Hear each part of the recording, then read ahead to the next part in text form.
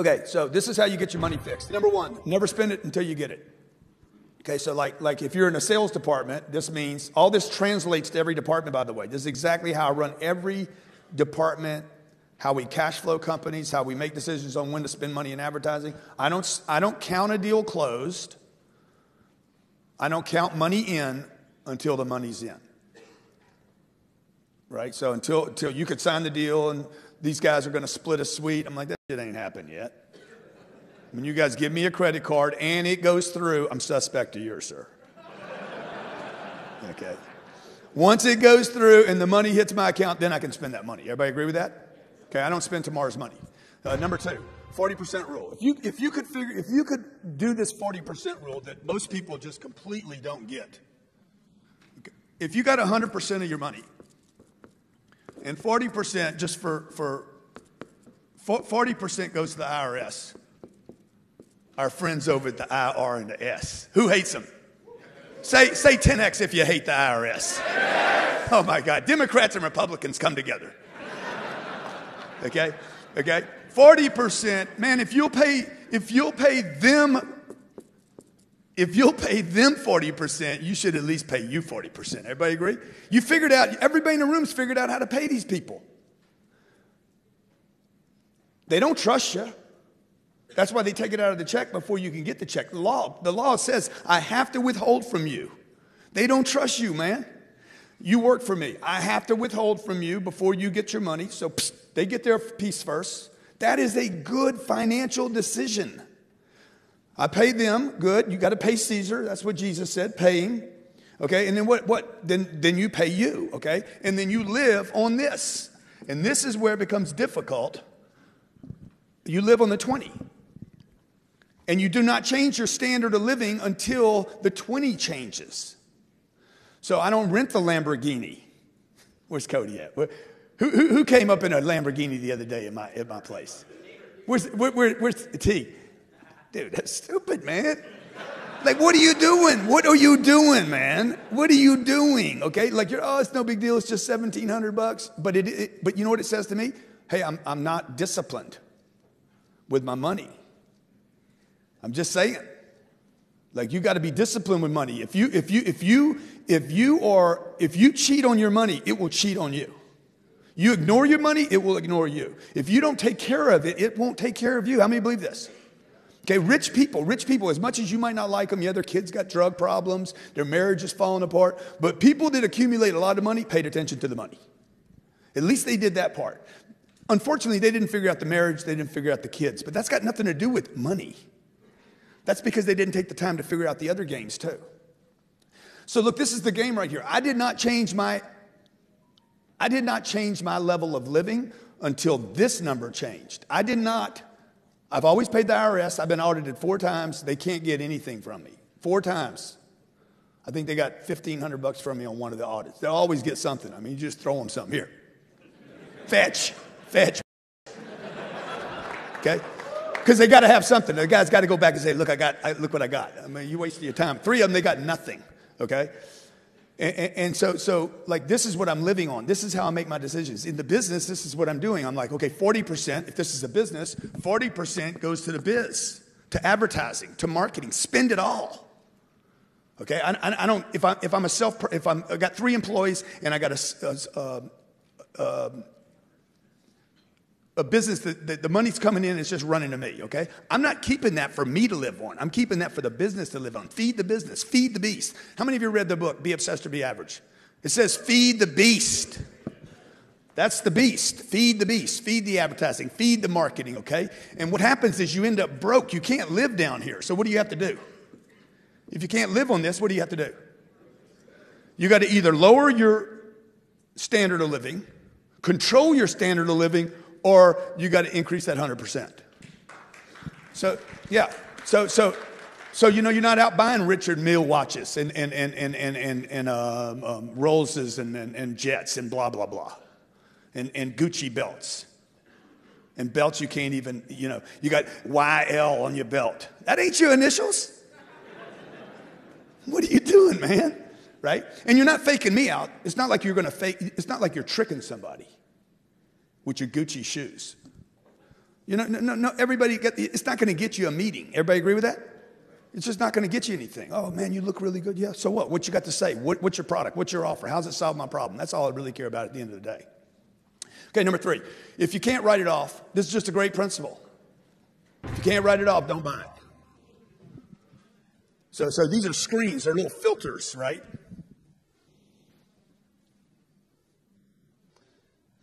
It doesn't mean that I will never violate these. It means I got to have some position to start trying to live off of this.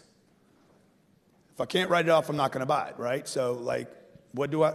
Also, if I could write it off, I'm more inclined to buy it. Number 4, rent and lease, don't own. You don't need to own any of this stuff.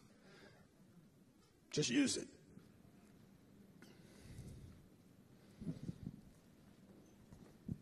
Number 5, stabilize and grow your first flow before adding a second one. Don't go work on a second flow outside of your company.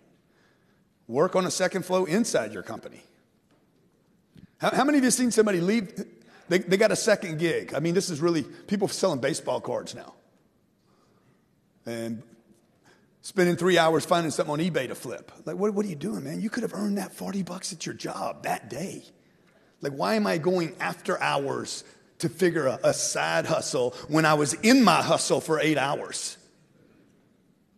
Like, what? You resent where you work that much? That, I'm going to go do this other thing at night. Oh, I just made $40 and it took me 4 hours. And that's $10 an hour. The guy I worked for today paid me $28 an hour. Like, it doesn't even make sense. The math doesn't even work. But that advice is like rampant in society today. Number 6, the 47 rule. So the 47 rule is, look, if you're going to put 40 hours in at work, how many of you work 40 hours a week? Let me see if you work at least 40 hours a week. Okay? How many of you in the room work 60 hours a week? Good for you. How many work 80 hours a week? And you're like, how many of you complain about it too? Like, God damn, I did 100 hours this week. Shit, quit complaining, man. You should be bragging about it. There's going to be a day where you can't work. You're going to wake up one day and say, I wish I could go to work. Nothing works anymore. So quit complaining about it. I always say, man, you bragging or complaining? Oh, man, I work 100 hours a week. I remember when I was part-time. I remember when I couldn't think big.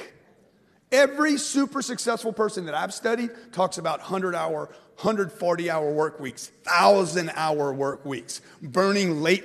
Bill Gates talking about, I would grab something to eat, I would fall asleep, and I would write code. And that's all I did. I ate and I wrote code. And if I couldn't write code, I went to sleep. Think is giant and massive. Okay? When China was ripping Bill Gates off at Microsoft, okay, he says, hey, China's stealing Microsoft, not their hardware, but their software. He's like, if they're going to steal it, we want to make sure it's Microsoft.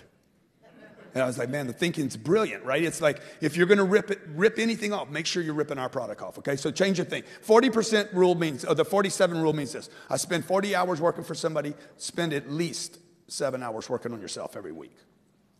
Hour a day. I mean, what is that? I'm going to read, okay? All these guys talk about reading books. Warren Buffett talks about reading 3 and 4 hours a day. Read. They got guys actually saying they don't read anything, bragging about it. I never read. I've never read anything. Books are for idiots. Okay, well, look, all these super successful people that built billion-dollar businesses are reading. And they got smart people around them, okay? And if you don't like reading, who doesn't like reading in a room? Yeah, well, good. So what? Billy Boy reads. Okay, you got to read, folks. You got to read. It doesn't matter if you want to do it or not. I don't like to work out either. So what? Sometimes I don't like my kids. How many of you got kids? How many sometimes you're like, jump. Get off the balcony. Okay, number 7, stay broke. Stay broke. Y'all got to stay broke, man. Cash is garbage. You don't need money. You don't need cash. Cash is trash. Your mommy and daddy didn't know this. Cash is garbage. It is trash. Take it out. Use it. It is worthless until it is put to work. Okay, listen to me. Money is worthless until it is put to work. Money is useless until it is used. It's a piece of paper. Okay, it's got God on it. Look how they tricked us. Let's put God on there, man. Okay, we'll put Ben Franklin. It wasn't God's idea to have his name on a piece of paper. Everybody agree with that? That's a pitch. Come on, man. Put Ben Franklin on this. Right? He's the president. Okay? Like he ain't my president. He dead. And then we act like it's sacred, and I got to keep it and protect it, and now it's mine. This is what Brandon was doing this morning. We're talking about currency. If you look at the word, it comes from current. Current flows. It has to be in circulation. Right? It's plentiful. It's a piece of paper. It's only valuable when I take it out of my pocket, get it out of the system, and put it to work. If I give it to the bank, if I call up Wells Fargo today and say, here's $100, what are they going to do with it? They're going to convert it. Instantly convert it into digits, and then they will send it out 9 times. Almost 10x. Never lose money. Number 8, never lose money. Okay? Now, if I leave this $100 right here on this table, on this podium, is there a chance I'm going to lose that money? If I go buy a piece of marketing, if I say, hey, Frank, go buy me an ad on Facebook. Or, hey, ad, take a YouTube video that we did. We already got a bunch of impressions on this YouTube video. Put $100 behind that YouTube video, and let's see if we can get a couple more people to see it. Which would be more valuable? This, I leave this right here. How many believe if I leave this here all weekend, somebody at Turnberry will take it? Jeff? Huh? Shit, Jeff will take it. He runs the place. The Sofers will take it. The son will take it. I steal everything. This is my hotel.